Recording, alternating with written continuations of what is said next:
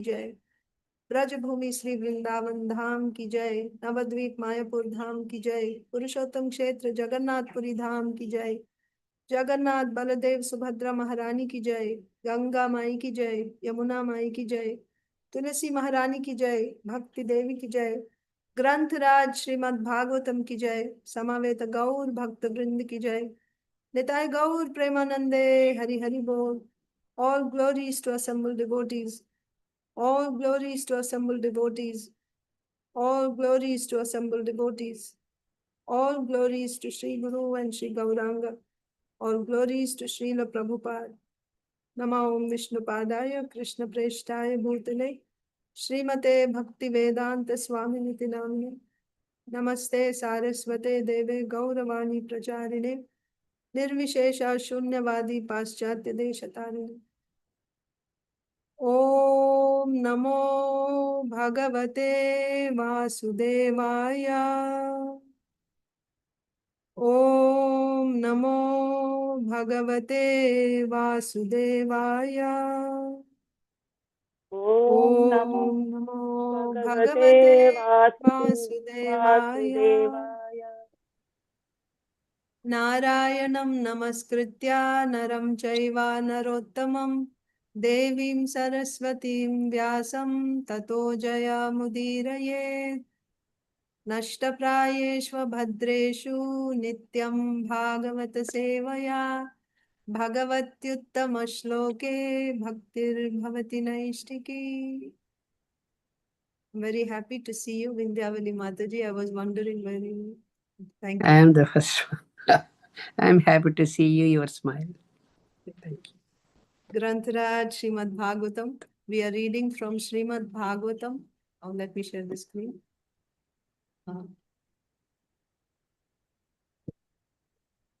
We are reading from Srimad Bhagavatam, Canto 3, Chapter 21, Conversation between Manu and Kardama. Text 23. I will recite first and then all of you can take turns.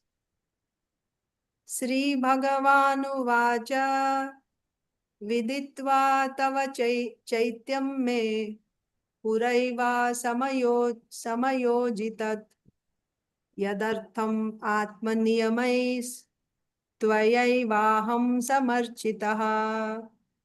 Sri Bhagavanuvacha Viditva tava chaityam me Puraiva samayojitat yadartham atmaniyamais Tvayaivaaham samarchitaha. Sri Bhagavanuvacha Viditva tava chaityam me Puraiva samayojitat yadartham atmaniyamais Tvayaivaaham samarchitaha. Please chant. हरे कृष्ण माताजी। श्री भगवानुवाच विदित्वा तव चैत्यं मे पुरैव समयोजितत् यदर्थम् आत्मनियमैस्त्वयि वयं समर्थितः। Shri Bhagavan Uvacha Viditva tava chaityam me Puraiva samayojitat Yadartham Atma Niyamas Tvayaivaham samarchitaha. Hare Krishna.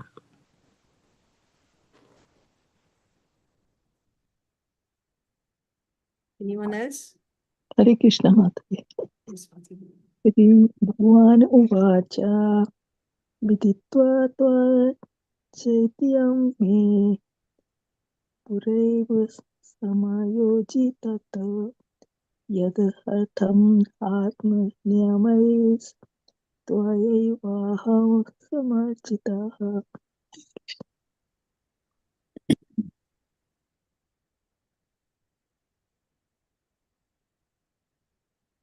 Okay. Hare Krishna. Yes, Shri Prabhu, please. भगवान उवाच विदित्वा ताव चैतयं मे पूर्वैव समायोजयितत् याद अर्थम आत्मो नियमैस् तव तदैव अहम समार्चितः। हरे Krishna. Thank you. Let's do word to word translation.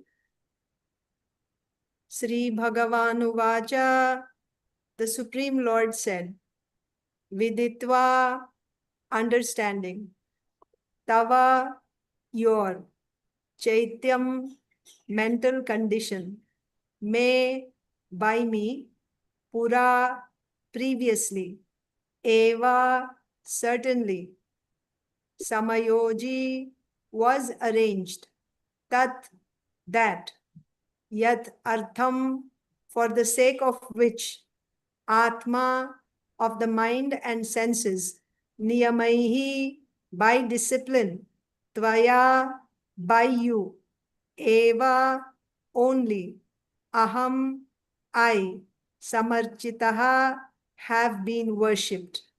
Translation and purport by His Divine Grace, A.C. Bhaktivedanta Swami Srila Prabhupada ki Jai. Yeah. Translation. The Supreme Lord said, having come to know what was in your mind, I have already arranged for that. I have already arranged for that for which you have worshipped me well through your mental and sensory discipline. The Supreme Lord said, having come to know what was in your mind, I have already arranged for that for which you have worshipped me well through your mental and sensory discipline. Purport. The Supreme Personality of Godhead in His Paramatma feature is situated in everyone's heart. He therefore knows the past, present, and future of every individual person, as well as his desires, activities, and everything about him. It is stated in Bhagavad Gita that he is seated in the heart as a witness. The personality of Godhead knew the heart's desire of Kardama Muni, and he had already arranged for the fulfillment of his desires. He never disappoints a sincere devotee, regardless of what he wants, but he never allows anything which will be detrimental to the individual's devotional service. Om Ajnana-timirandhasya Jnananjana-salakaya Chakshurunmilitam Yena Tasmai Sri Gurave Namaha. Sri Chaitanya Manobhishtam Sthapitam Yena Bhutale Swayam Rupaha Kada Mahyam Dadati Swapadantikam.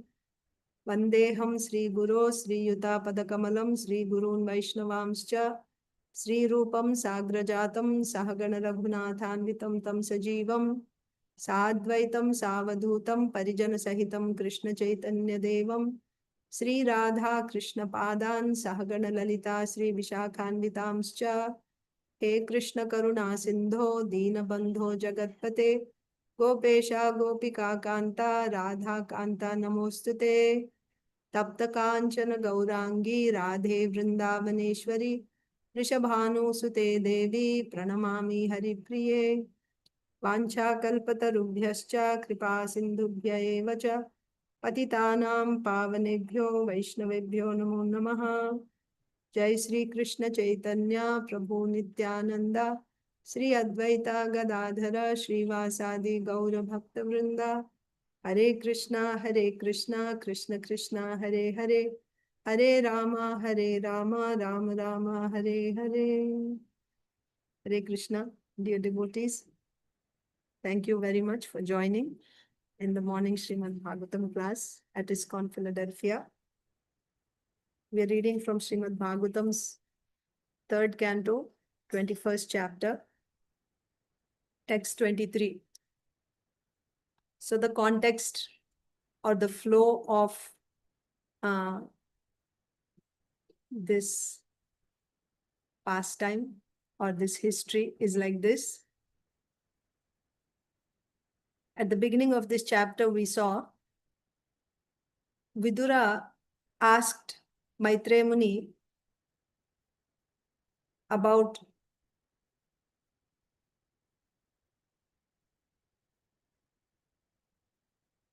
Kardama Muni and Devahuti. He had heard that Kardama Muni married Devahuti and that Kardama Muni is a yogi, an Ashtanga yogi, and Devahuti is also a yogini, Ashtanga yogini.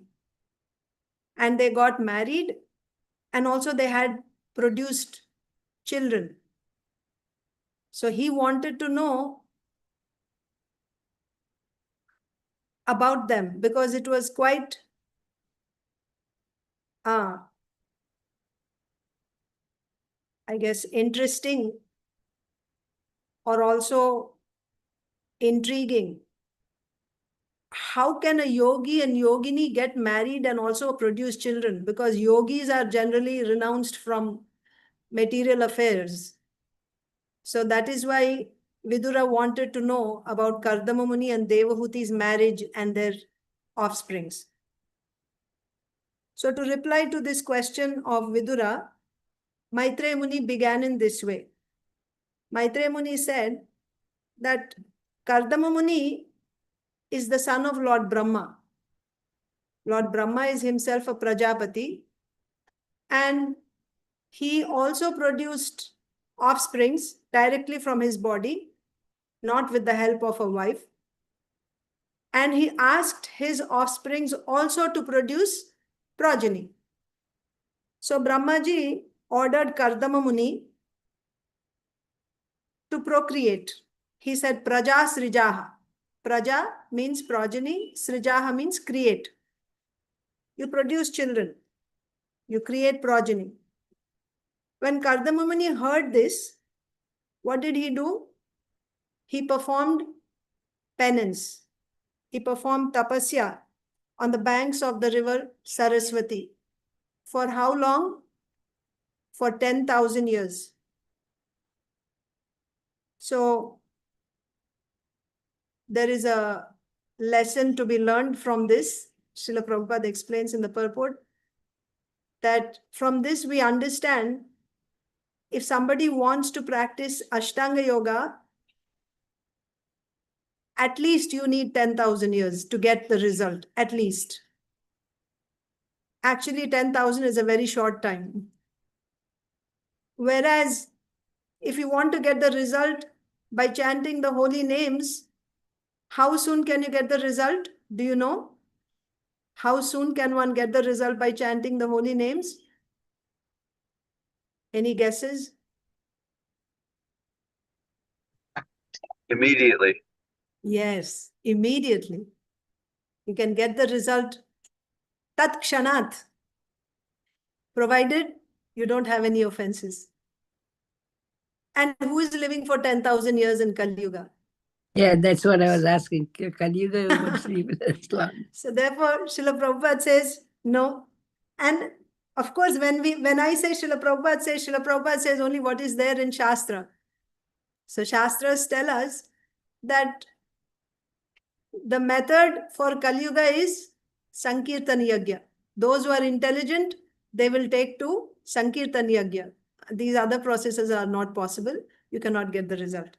So anyway, this was in Satya Yuga. So Kardama Muni performed penance for 10,000 years. And being pleased by his meditation and his penances, and he was also worshipping the deity. So he was doing all this. By that, he was doing Ashtanga Yoga and also he was, doing Bhakti. And in Ashtanga Yoga, there is penances. The Lord, being pleased, actually appeared in front of Kardama Muni. Then we see a description of the Lord's beautiful form. Why? Why is the Lord's form being described? The Lord's form is described as Viraja. Viraja means faultless. There is no faults.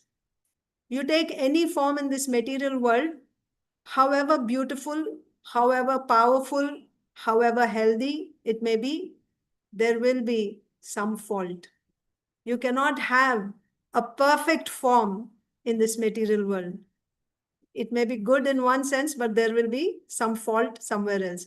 Whereas the Lord's form is completely faultless, Viraja. And then, why is it faultless? Because his body, his form is not made of the three modes, whereas all other forms are made of material modes. So, Kardama Muni got darshan of this Lord. He had lotus eyes, lotus face, yellow dhoti and chadar, curly black hair, and he had his Shankha Chakra Gada and a white lily, not a lotus, in his hand. And he gave darshan. When Kardama Muni saw the Lord appear in front of his eyes after 10,000 years of meditation, his heart was filled with jubilation. He was so satisfied. And immediately he fell down in Dandavat obeisances on the ground with both his hands like this.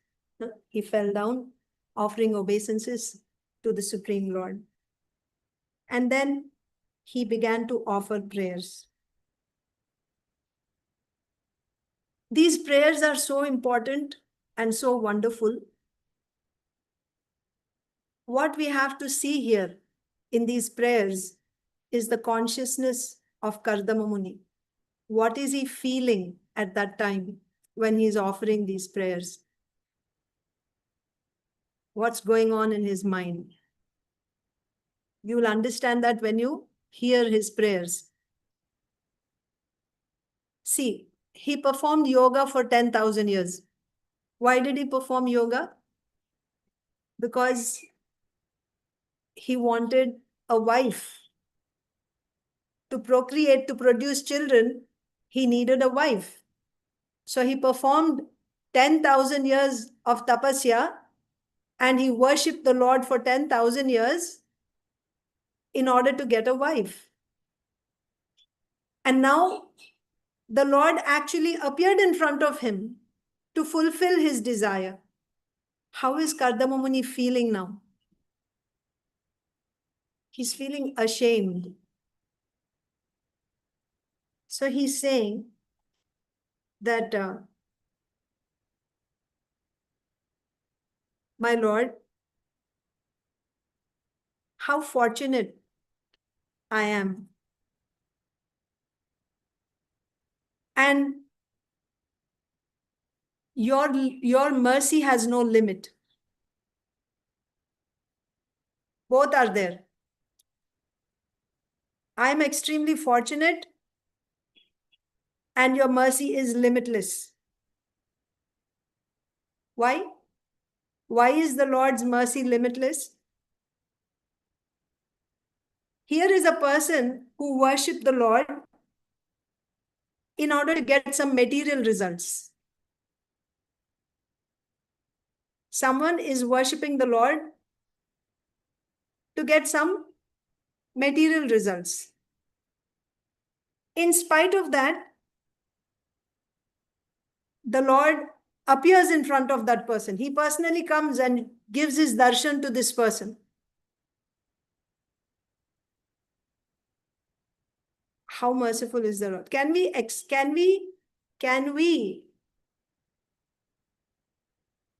expect this type of behavior in this world? We'll see further about the Lord's nature. But Kardama Muni's, immediately when he saw the Lord, this was his feeling. How merciful is the Lord? He has personally come, even in front of a person who has worshipped him for some material result. And then he said, by your darshan, by getting your darshan, today my eyes have actually become eyes. That means previous to this, they were not eyes. You cannot consider them eyes. Why? You see, Srila Shaunaka Rishi also says that those eyes which have not, which don't take darshan of the Supreme Lord, which don't see the form of the Lord, such eyes are like the eyes printed on the peacock feathers. They are of no use. Those eyes cannot see anything. So you cannot call them eyes. Like that, Kardama Muni is saying that my eyes until today, they were not eyes. Only today, they have actually become eyes because of your darshan, and this is your mercy. Not only that, from now onwards, people will glorify me, meaning they will glorify my eyes. They will say, these are the eyes. Kardama Muni's eyes are the eyes that saw the Supreme Lord. In this way, the whole world is going to glorify my eyes because my eyes got your darshan. This is all your mercy. Then he's saying, so why is he glorifying the Lord's mercy? He gave two reasons. First reason is, he came even to a person that is worshipping him for achieving some material result. How merciful is the Lord? And the second reason is it easy to get the Lord's darshan? When somebody performs Ashtanga Yoga, it's a process, it's a long process. Yama, Niyama, Asana, Pranayama, Pratyahara, Dharana, Dhyana, Samadhi. Even after reaching the topmost stages in Ashtanga Yoga, it will take them many lifetimes to actually get darshan of the Supreme Lord. However, in Kardama Muni's case, the Lord has given him darshan in only 10,000 years. That's why he's saying the Lord is so merciful. You're so merciful. You came in just 10,000 years, such a short time, whereas it takes many, many lifetimes for one to get your darshan. So, our first reason is you came even for a person who is worshipping you for some material results. And second is you came in such a short time. How merciful you are. Then he's lamenting, Hanta, Hanta. Hanta, Hanta means I'm dead, like that. He's saying, you are an ocean of mercy. We saw just now why he's so merciful. You are an ocean of mercy. Still, people don't serve you out of love. Rather, they worship you to fulfill their selfish desires, material desires. Why do they worship you for fulfilling their material desires? Because their hearts are illusory potency. And what type of results do they expect from you? They worship you for petty results, like wanting a wife, right? To ask for some small result. They worship you. Although you are an ocean of mercy, they worship you for petty results, being bound by your external energy. But the wonderful thing is, even when people are approaching you with material desires, how do you respond? Can you imagine for a moment in your life, in this world. If somebody does something for you in order to get something in return, do you actually accept that person's service as love? And if you are not aware that they were expecting something, at first you think, oh, this person loves me so much and has served me. And then you find out, oh, this person wanted this from me. How do you feel?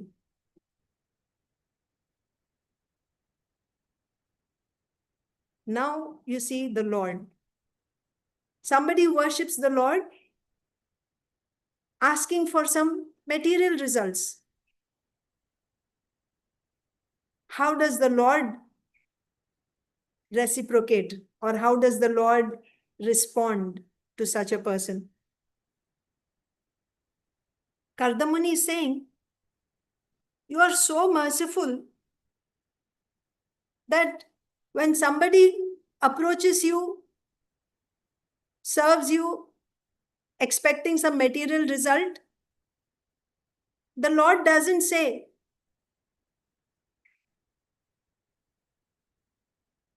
your love is not love.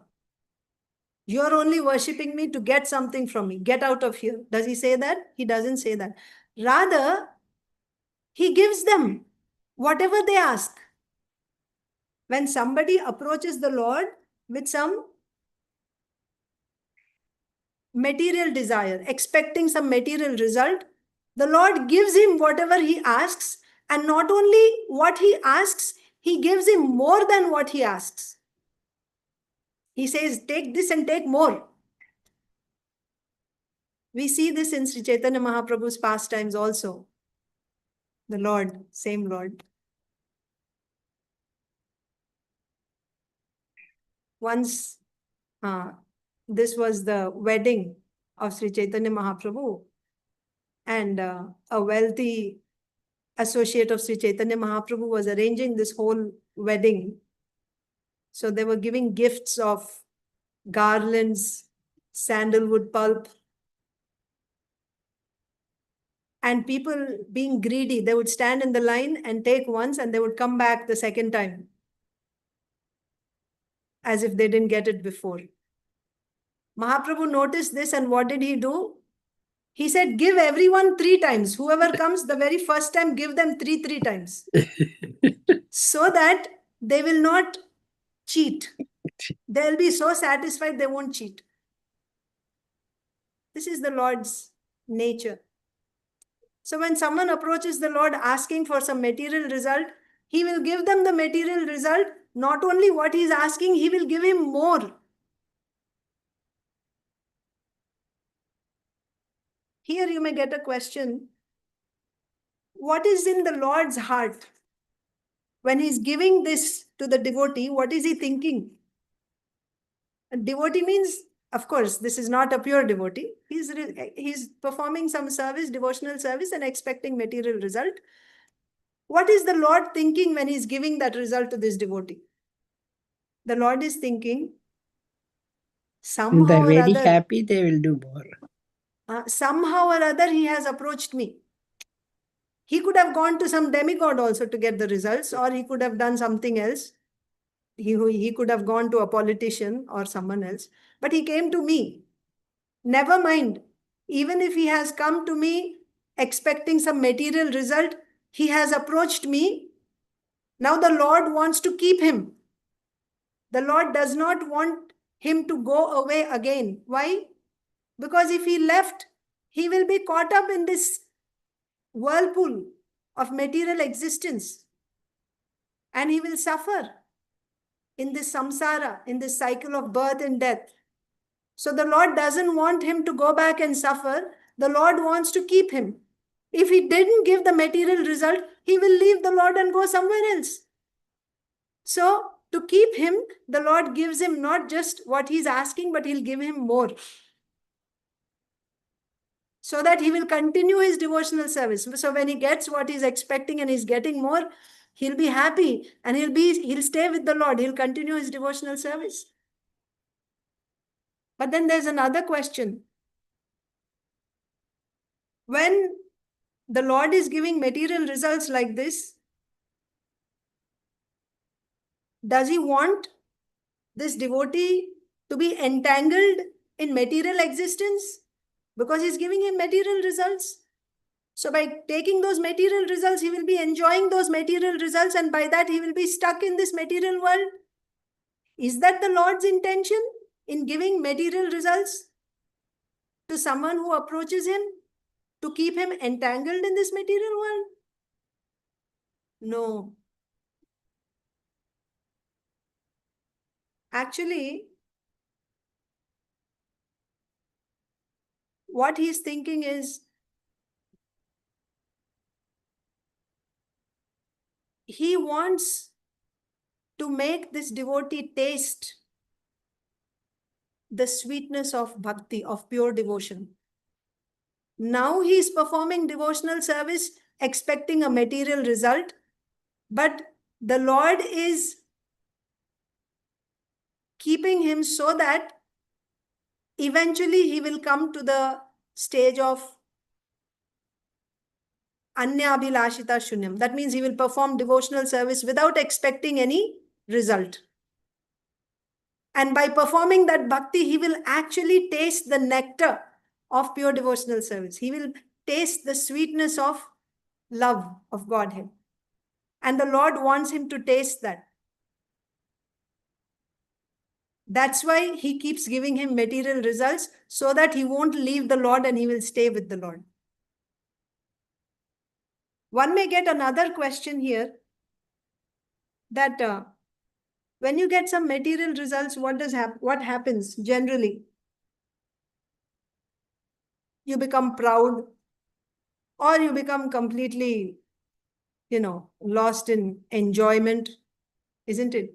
So when we do karma and we get some result, that material result is inauspicious and it binds you to this material world. But when you get material results from the Lord, by doing bhakti, when you get material results from the Lord, those results are auspicious, and also they don't bind us to this material world. This is the difference. One thing to be noted here is, when you say devotees who approach the Lord for some material result, they are doing only devotional service. Primarily, they are doing devotional service. Not that they are doing karma and they're taking little bit of help of bhakti. Not karmis. We are not talking about karmis here. We are talking about devotees. That means primarily they are doing devotional service, but they have material desires and they approach the Lord for those material desires. What does Sukadev Goswami say about this? Because when the Lord gives you material results, those results are not inauspicious, rather they are auspicious. Therefore, even if you have material desires, you should approach the Supreme Lord. Don't approach anybody else. Don't depend on anything else. Whether you have desires or you have no desires, desires means material desires, or you have no desires, or you are desiring liberation. In any case, always take shelter of the Supreme Lord. Srila Sukadev Goswami says that. So, Kardama Muni in this verse is condemning people who approach the Supreme Lord, who worship the Supreme Lord to get some material result. He's condemning Sakama Bhakta. Sakama means desiring material result. He's doing bhakti to get some material result. Kardama Muni is condemning them. However, he's saying, my Lord, Sakama Bhaktas are not intelligent because you're so merciful, still they approach you for material result. And of all the Sakama Bhaktas, I am the most prominent one. Because I have also worshipped you for 10,000 years in order to get a cow, he said. I am Durashayaha. Durashayaha means having wicked desires or bad desires. I worshipped you. That means my intelligence is lost. I worshipped you for a material result. Why did I worship you? I worshipped you to get a cow, desiring a cow. What does cow mean here? A wife. Why is the wife compared to a cow here? What do we get from a cow? We get milk. People Milk get and babies. Yes. Yeah. When the babies come, that's when you get milk. So for milk. So what type of milk do you get from a wife? Wife. When you have a wife, you are able to get the results of dharma, artha, kama, moksha, and bhakti also. These are the purusharthas. Dharma, artha, kama, moksha, and the panchama purushartha is bhakti. That means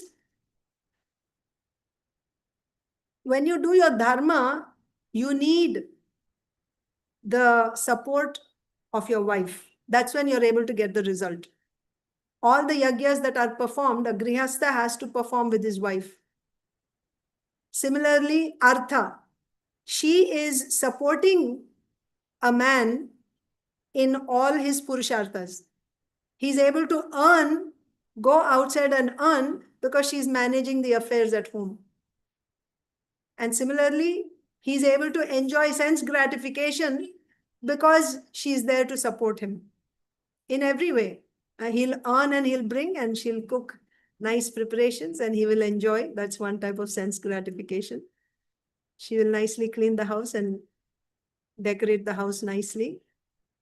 She'll give him children, like that. So in that way, a wife is compared to a cow. But by saying that I want a cow, he's also calling himself a bull. Isn't it? He's asking for a cow means I'm a bull. Why a bull? Because, Hare Krishna Prabhu. Why a bull? Because the bull is considered to be, like dull. Now, don't take it from the perspective of, cows are dear to Krishna and, bull is the father, cow is the mother. Not from that perspective. In general, bulls are said to be like, dull. So he's calling himself bull because I'm less intelligent. I approached you for a material result. Kardama Muni is expressing his humility. So here, when he said that Sakama Bhaktas are not intelligent and I am the most prominent among Sakama Bhaktas, the Lord asked Kardama Muni, my dear Kardama, you know everything that doing Sakama Bhakti. Sakama means with material desire. Doing Bhakti for the fulfillment of material desires. You know everything. You know that Sakama Bhakti is not right. It is not correct. Then why are you doing Sakama Bhakti? Why are you following this path of Sakama Bhakti? That means, why are you expecting some material result? Why did you worship me to get a material result? If you know it is not right, then why you're doing it? Then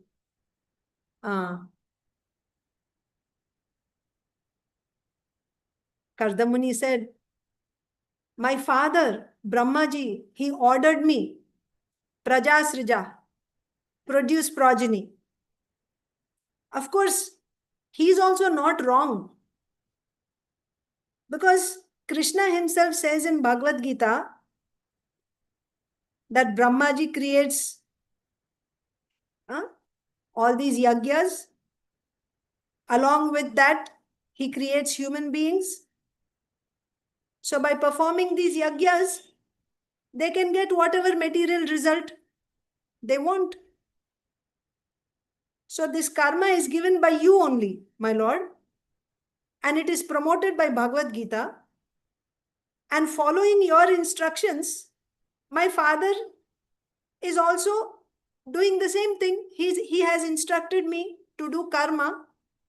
What is that karma? You get married and you produce children. Grihastha ashram, right? So you do karma and do that karma. And now for me to carry out my father's order to do that karma, I need a wife. So in essence, what is Kardama Muni's answer why he is doing Sakama Bhakti? Because my father ordered me to produce children, and for that, to carry out my father's order, I need to marry, I need a wife. So the Lord said, but why do you need to follow your father's order? Your brothers, the Kumaras, they didn't follow your father's order. Brahmaji told Kumaras also to produce. They didn't listen. Narad Muni didn't follow. He didn't procreate. And even though they refused to follow your father's order, they didn't meet with any inauspiciousness. They are not punished or anything for that. You could have also done the same thing. You could have just refused your father's order. Then Kardama Muni said, Lokanugataha. The people of this world, under the influence of the external energy, so this is the general society, they do karma. You know, they get married, they do karma, and they get the results of that karma and they enjoy. This is the general system in society. I don't have the ability to do what my brothers did.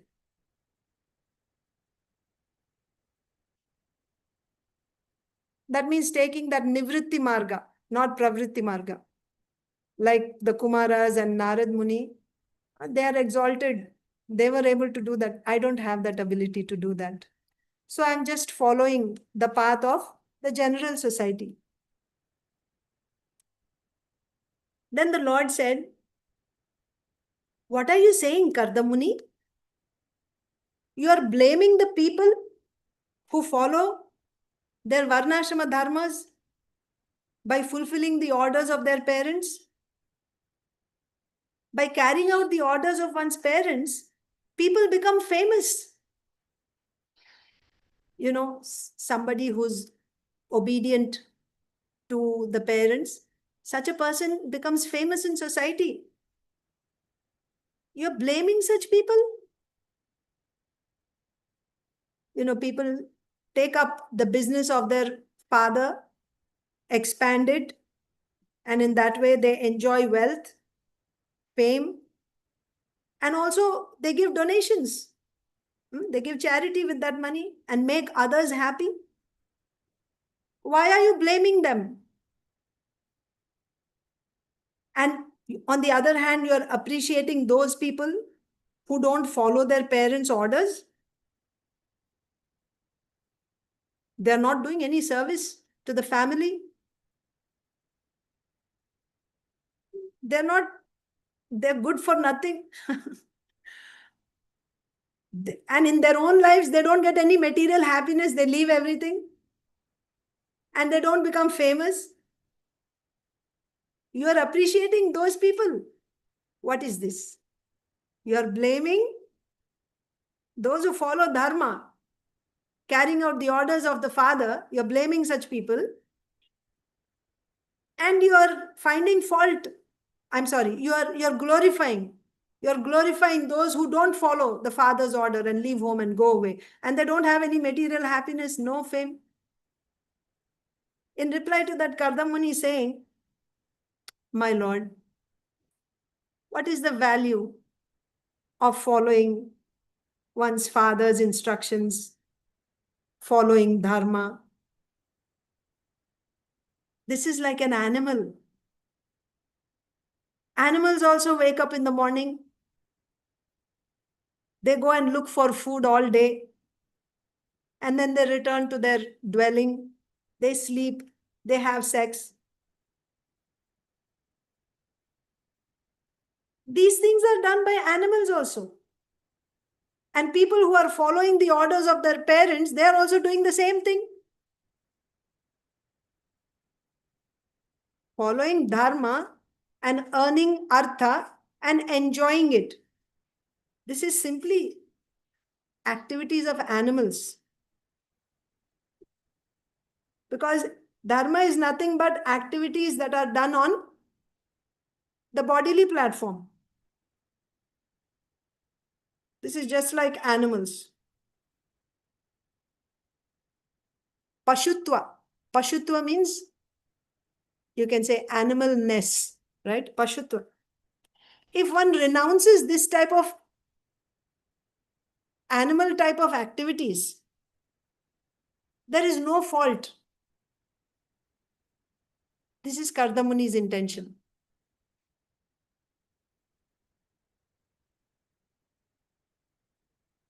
But if after giving up these dharmas, giving up this type of, your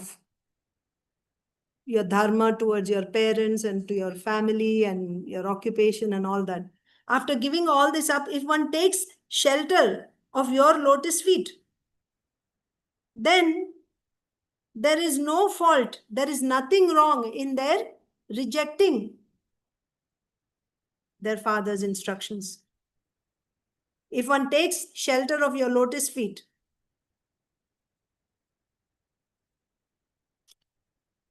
after rejecting these dharmas, there is nothing wrong in their rejecting these dharmas. Narad Muni says the same thing to Vyasdev.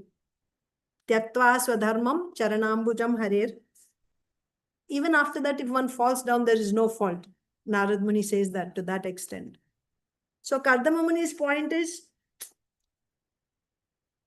following father's order and all that this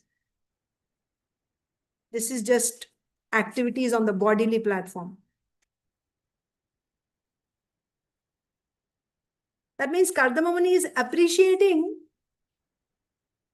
those who have given up these bodily duties to surrender to the Supreme Lord, even though he himself is not able to do it. You have to note that. He himself is not able to do that. He even says in the previous verse, when he said that I'm a bull, there he says that I will do karma because, I don't have ability to follow my brothers. But I won't do only karma, I will also do bhakti. That is why Kardama Muni is called a karma mishra bhakta. He's doing bhakti and he's also doing karma. Getting married, having a wife, this is karma.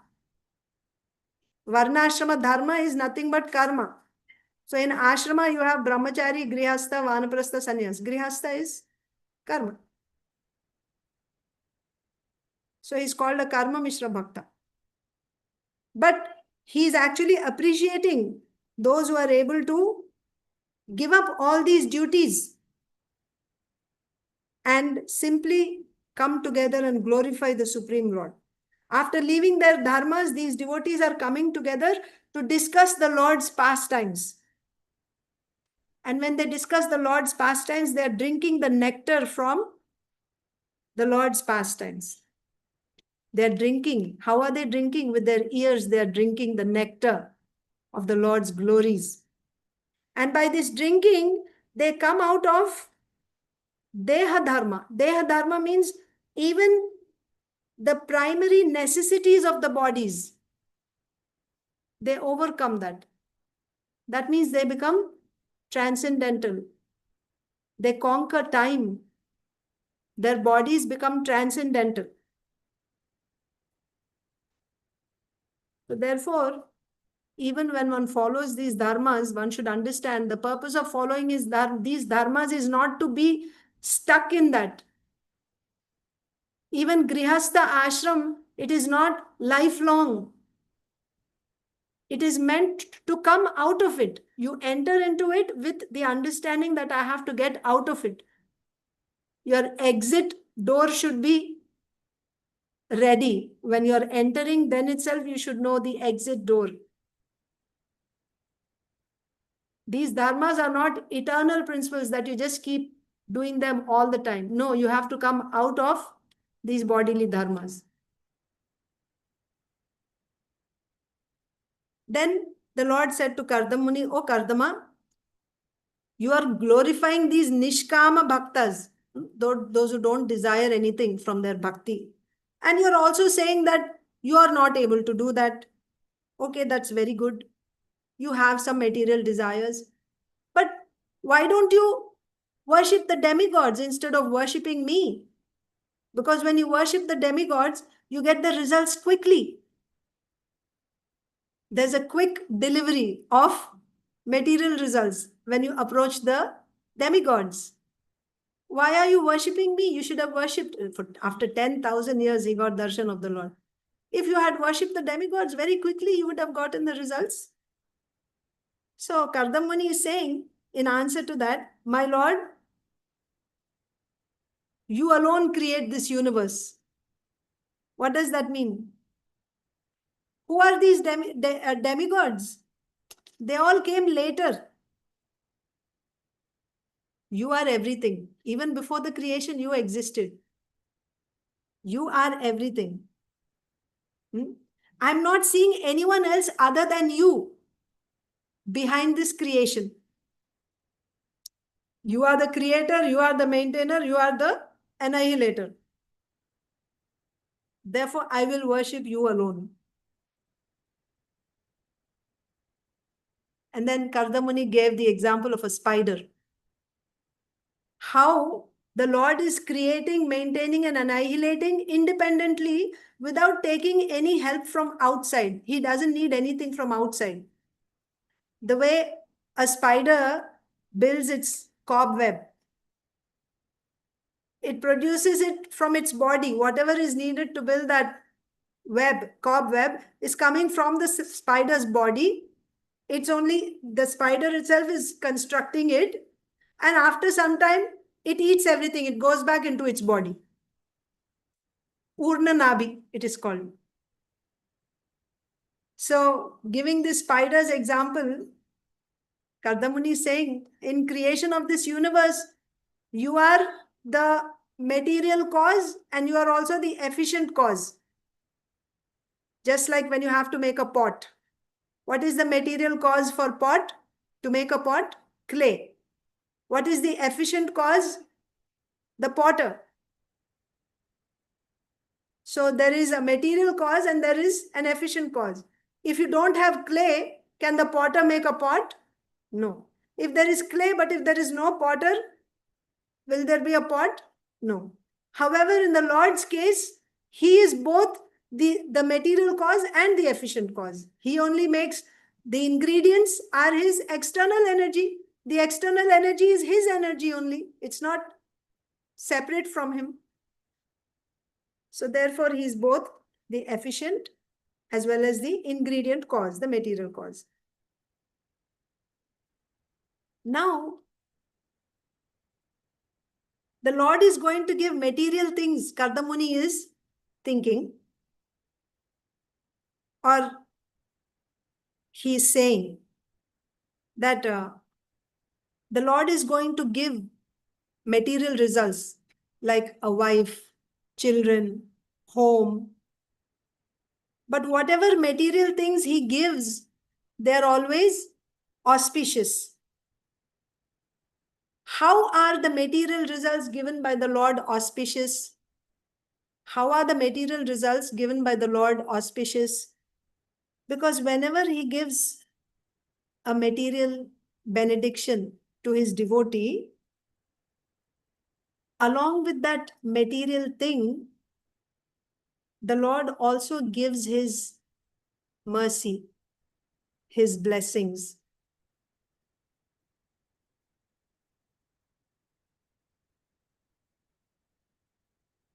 What kind of mercy? His mercy is like this. When the Lord gives a material benediction, the Lord is thinking in his mind. Again, the Lord is thinking, hanta, hanta, like alas, alas. The Lord is thinking, oh, I'm giving these material things to my devotee. Because of these material things, he's going to enter into darkness. Because he'll be enjoying those material results. So he'll be in darkness. And I am the one that is giving him these material results. Because of me, he's going to be in darkness. He'll be dwelling in his material enjoyment. So let me uplift him. Because of me, because of my giving him material results, he's going into darkness. So I should only pick him up. Let me uplift him.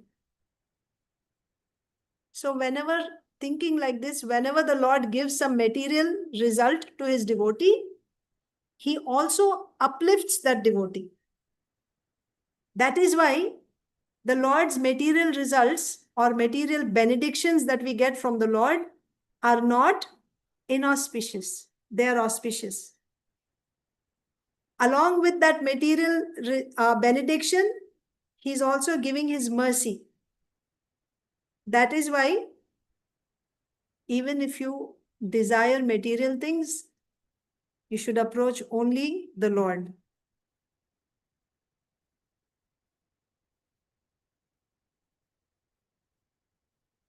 Now, how can we know that the Lord gave? Of course, he prayed to the Lord and the Lord appeared. How do we understand that Kardama Muni got the Lord's mercy? So this is, these are all the prayers of Kardama Muni. So now Kardama Muni, by observing the expressions of the Lord, he is deriving a conclusion by seeing the expressions of the Lord. He's saying, my Lord, you shower all benedictions on your devotees. What is he intending to say by this? In your glance. So you see, when the Lord first appeared in front of Kardama Muni, he was so happy to see Kardama Muni. He was smiling and he was glancing on Kardama Muni and he was smiling. So from the Lord's smile and from his glance, Kardama Muni could understand that the Lord is very merciful to him. So through that glance, the Lord is actually reassuring Kardama Muni. He's giving him assurance of the Lord's protection. Even though Kardama Muni is getting, he's entering into a grihastha ashram now. He'll have a wife and, However, from the Lord's glance, the Lord is, through glance, he's communicating to Kardama Muni his protection. He is assuring Kardama Muni of his protection through his glance. That's why Kardama Muni is saying, you shower all benedictions. There is assurance that even though you're awarding material benedictions, you will always protect your devotee. So, with this, the prayers of Kardama Muni are concluded here. Then Maitreya Muni said, now the Lord seated on Garuda began to speak to Kardama Muni in words that were filled with love. The Lord's speech was filled with love and he spoke to Kardama Muni. He's speaking the language of love. When the Lord speaks, there is nectar. in that speech. Srila Prabhupada explains in the purport, the way the Lord is transcendental, his speech is also transcendental. That is why anyone who hears his speech, he also becomes transcendental. That means he becomes deathless. Nectar means Amrita. Amrita means nectar. What is Amrita? Deathlessness, no death. So the Lord is speaking to Kardamuni. That brings us to today's verse, text 23. What did the Lord say in this verse? The Lord said, the Supreme Lord said, having come to know what was in your mind, I have already arranged for that for which you have worshipped me well through your mental and sensory discipline. The Lord is saying, my dear Kardama, I have already arranged whatever you are desiring. I made all arrangements for you already. Just see how the Lord is reciprocating. Even when a person worships him with some material desires, expecting some material results, can you imagine how he will reciprocate when someone worships him without expecting any result? When someone performs bhakti simply for the satisfaction of the Lord, can you imagine what type of reciprocation would come from the Lord?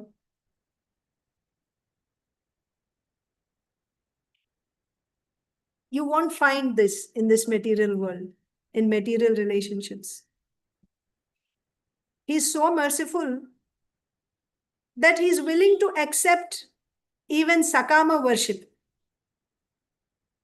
And he's speaking in a sweet voice. He's appearing in front of the devotee, and with love he's speaking that I have already arranged whatever you are desiring. And through his glances, he also assured the devotee, don't worry. Since you worship me, this material result will not bind you. I will protect you.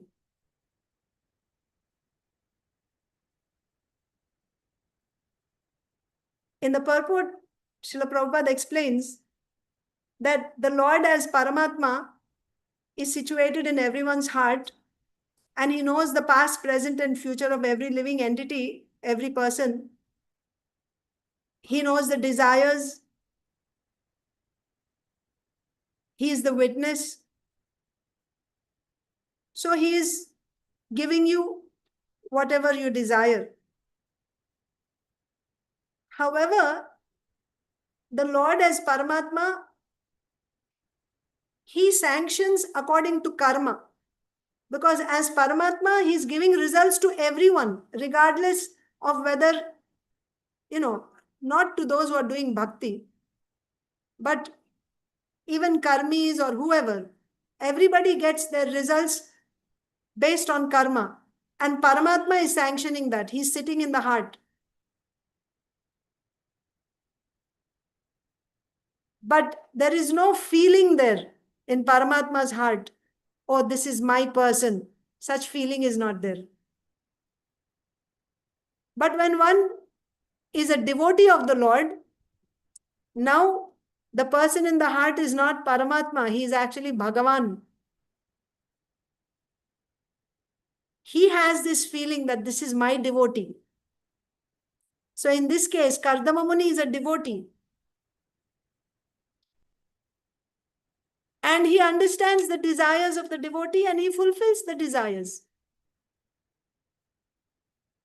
And at the same time, he also takes the responsibility to bring that devotee out of that material condition also. He will give the material result, but he will also bring the devotee out.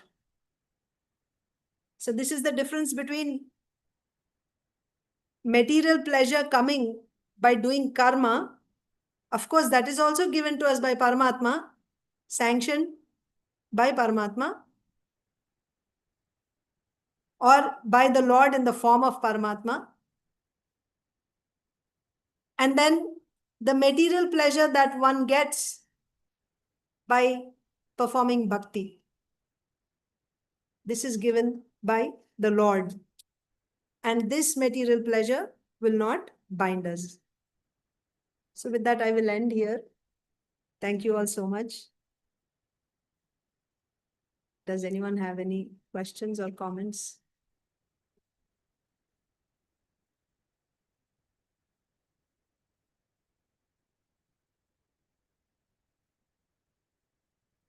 I know it's time. So if there's no questions, we can end here. Grantraj Srimad Bhagavatam ki jai. Jai. Srimad Haribol? Srila Prabhupada ki jai. Yes, Mataji. Golokananda Priya Mataji. Yeah, I was just wondering, for the purpose of this creation, I think the Lord needed devotees, all kind of devotees to take care of this creation. So that's why Kadama Muni, even in his heart, he wanted to run the service, but still he wanted some material benefit just to help this creation. So what do you think? Yes, actually, that's how we should understand about Kardama Muni, that it was not his desire, to marry and to produce children. It was not his desire. He did it on the order of his father. And his father was also, Brahmaji was also doing it because that was his duty to fill the universe with good population. So he felt that obligation that his father is asking him to do. So he accepted that. Yes, we can say that. However, devotees, yes, there are different grades of devotees. You cannot call that pure devotion, Shuddha Bhakti. Because when you say pure devotion, Kardama Muni does become a pure devotee when, after the appearance of Kapila Bhagwan, he takes permission from the Lord and he says, now I want to simply chant your glories, sing and hear your glories, chant your glories 24 hours. So I'm going to leave home. So at that point, he had actually become a pure devotee. But before that, because he was still engaging in karma, that means in Grihastha ashram, he is called a Karma Mishra Bhakta. And he also says to the Lord that I don't have the ability. I'm going to do, I'm going to get married and I'm going to do this work. So yes, he is a devotee, no doubt, but there are different types of devotion. So when you call someone a pure devotee, then he has to fulfill the conditions of pure devotional service. So the conditions of pure devotional service are, you are doing only direct devotional service, like Shravanam, Kirtanam, Vishnu Smaranam, Pada Sevanam, Archanam, Vandanam, Dasyam. There are 64 limbs given in Nectar of Devotion, but there's even more than that, hundreds of limbs of bhakti given in Hari Bhakti Vilas. So one of these, any one of these or several, you can do. But 24 hours, you'll be doing only direct devotional service activities. And even if you do some karma to set example to others, while doing that karma also, you will still be doing direct devotional service, such as we have examples like Bharat Maharaj. He was ruling the kingdom, but at the same time, he was constantly chanting the names of the Lord. The Pandavas, Prahlad Maharaj, Dhruv Maharaj, they are all pure devotees. How are they pure devotees? Even though to set example to others, they are doing some karma. What is karma in their case? Kshatriyas. So Varnashrama Dharma is karma. So they're doing the duties of Kshatriya externally. but not for a second, not for a moment are they disconnected from the Lord. How? Either through their body, mind, or words, and also through their mood. They are always in touch with the Lord through devotional service by performing one of these direct devotional activities. So when that condition and that also, so I'm telling you about the conditions for pure devotional service. You'll be doing direct devotional service 24 hours. And that is also done only to please the Lord, not for liberation, not for any material result. And this devotional service is not covered by karma. That means you don't have any faith in karma or jnana, that unless I have, if I don't get food, how will I do bhakti? And to get food and pay my bills, I have to work. That means I will be able to practice devotional service only if I do karma. Otherwise, I cannot practice devotional service. That means I have faith in karma also. When we have faith in other things, then that bhakti falls short of pure devotional service. It is not pure devotional service. So yes, there are devotees, and you'll find in Srimad Bhagavatam different types of devotees. Daksha is also devotee, right? Of course, you have Dhruv Maharaj, Prahlad Maharaj, Kunti Maharani, so many devotees, Gajendra. But it's not that everyone is on the same level. There are different types of devotional service. Kardama Muni is a devotee, of course. And also, yes, he accepted his father's order, and he being obedient to his father's order, he accepted, and he's a devotee. But he was not yet a pure devotee at that point. He's called a Karma Mishra Bhakta. Karma Mishra Bhakta means mainly you're doing devotional service only, but you take the help of karma. You take help of karma also.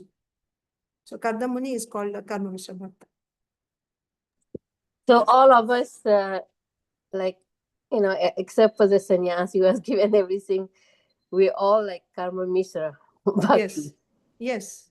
And also, but the thing is, Mataji, Yeah. it's not that all sannyasis are, it's not that all sannyasis are pure devotees. Not like that. Again, that definition, you have to see if all the conditions are satisfied. And it is not that all grihasthas, no grihastha is a pure devotee. That is also not true. It is about grihasthas can also be doing. So for one to be okay, let me tell you like this. For one to be a pure devotee, what is the qualification? The qualification for a pure devotee is full surrender. Actually, the qualification is firm faith. Dhrida Shraddha is the qualification. And the symptom of firm faith is surrender, full surrender. So maybe in this group, there may be some devotees who may be grihasthas, they may be having families, but that may be simply to show the world, to set example to society, they are there. But their faith is 100% in Krishna. They don't have faith in their work. They don't have any identification, right? Sarvopadi vinirmuktam. That means I belong to this country, I belong to this family. This is my wife, this is my husband, these are my children. None of this. My identity is I am simply a servant of Krishna.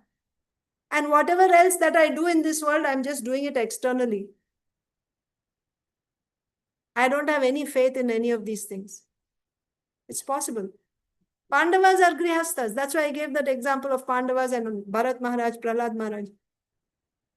So when you say we are all, so each person has to look into himself or herself and see, what is my consciousness? Where is my faith? Am I depending on my social security for my old age? Am I depending on my family? Am I depending on other things? Or am I depending simply on Krishna?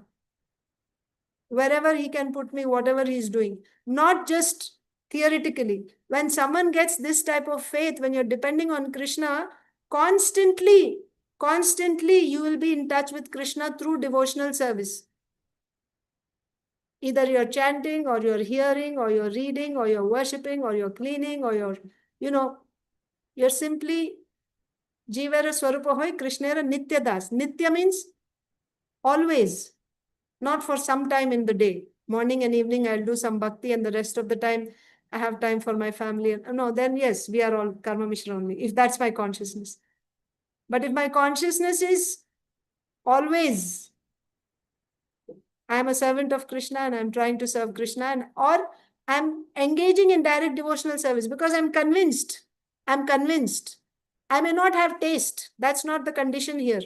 I may still have impurities. That is also not the condition. The condition is having full faith, firm faith in Krishna, in bhakti. Faith that my only identity is I'm a servant of Krishna. I don't have any other identity.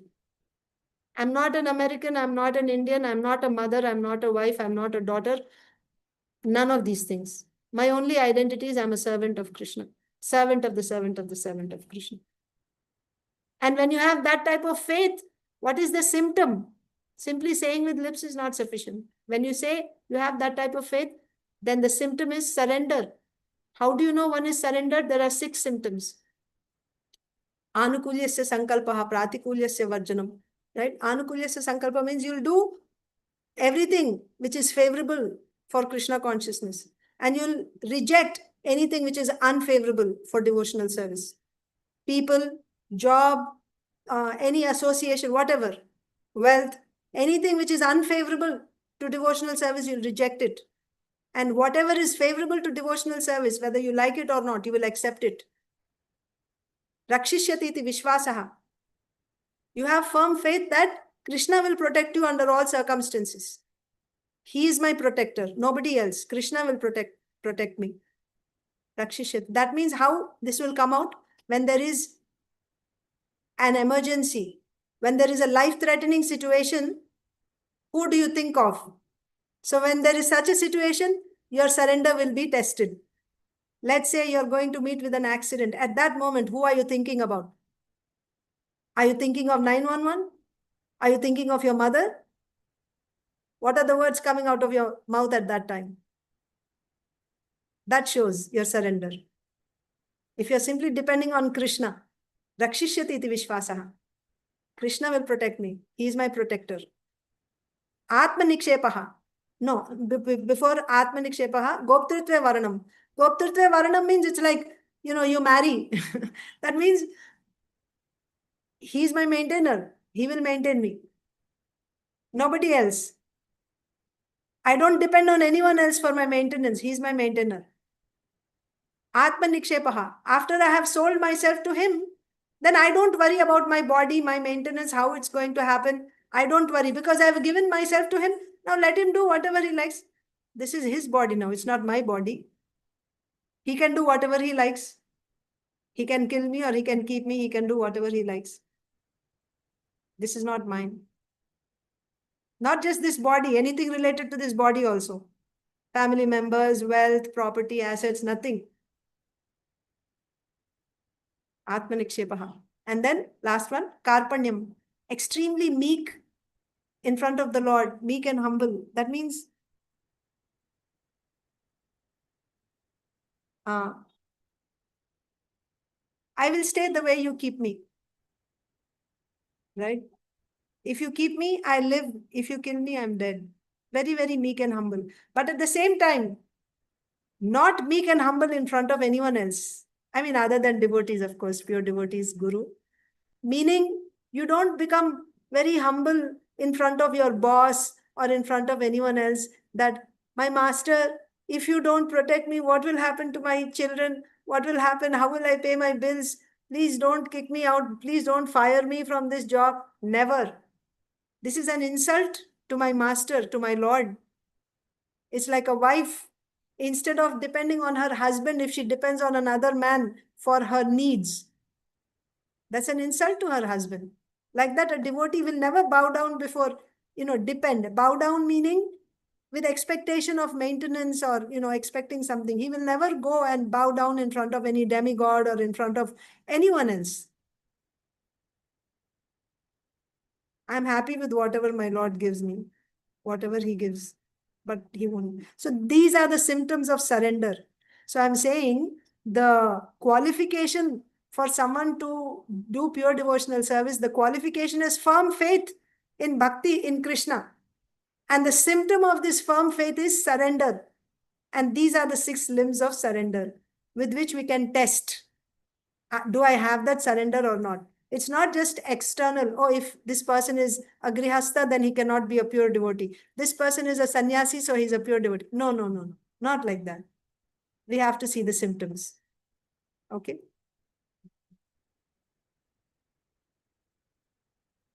Thank you. Hare Krishna. Explaining it nicely. Hare Krishna. Hare Krishna Thank you. Mataji, just a Yes. last, when you were reading the translation, the Supreme Personality said, I know what's in your heart. So that, so like you were saying, sannyasi, grihastha, what we have in our heart, he knows. Exactly. So Yes. thank you very much, Mataji. Thank you. Hare Krishna. Grantaraj Srimad Bhagavatam ki jai. Srila Prabhupada ki jai. Samaveta Gaur Bhakta Vrind ki jai. Vancha kalpatarubhyascha kripa sindhubhya eva cha patitanam pavanebhyo vaishnavebhyo namo namaha. Ananta Koti Vaishnav Vrind ki jai. Thank you. Hare Hare Krishna. Krishna.